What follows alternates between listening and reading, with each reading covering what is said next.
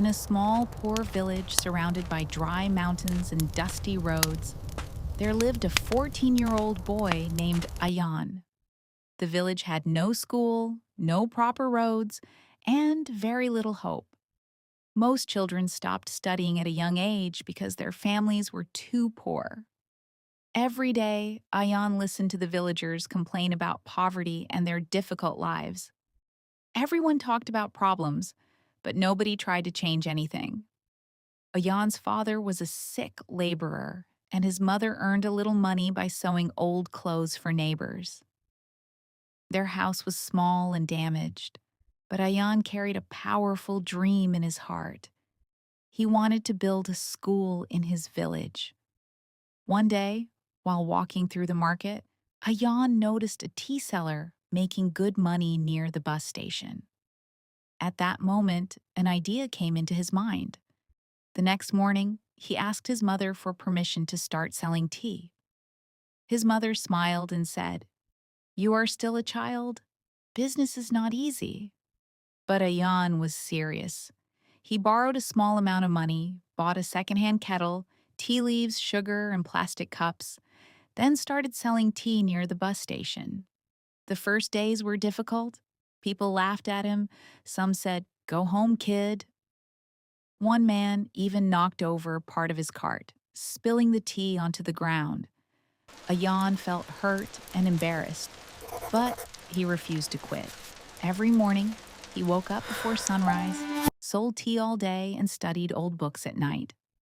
Whenever people asked why he worked so hard, he always gave the same answer: "I'm saving money to build a school."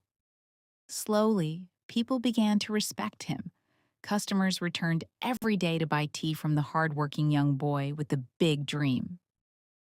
One day, a journalist stopped at his tea cart and noticed a handwritten sign that read, "Every cup brings us closer to a school." She asked Ayan about it. He replied, "If children remain uneducated, this village will stay poor forever. We keep waiting for someone to help us, but nobody comes. So I decided to begin myself." The journalist was deeply moved by his words and published his story in a newspaper.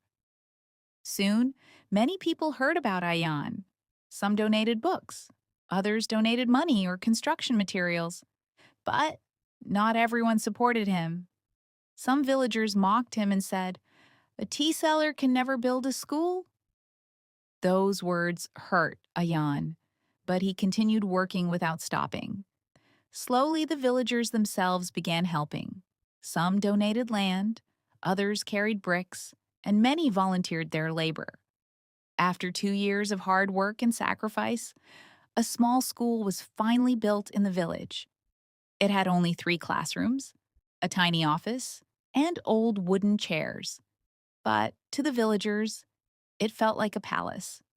On opening day, children ran happily into their classrooms while parents watched with tears in their eyes.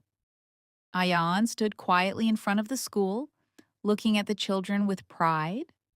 The journalist asked him, "How does it feel to finally succeed?" Ayan smiled softly and answered, "This is not the end. This is only the beginning." Years later, that small school grew bigger, and many children from the village became teachers, doctors, and engineers. And the villagers never forgot the boy who sold tea to change the future of his people.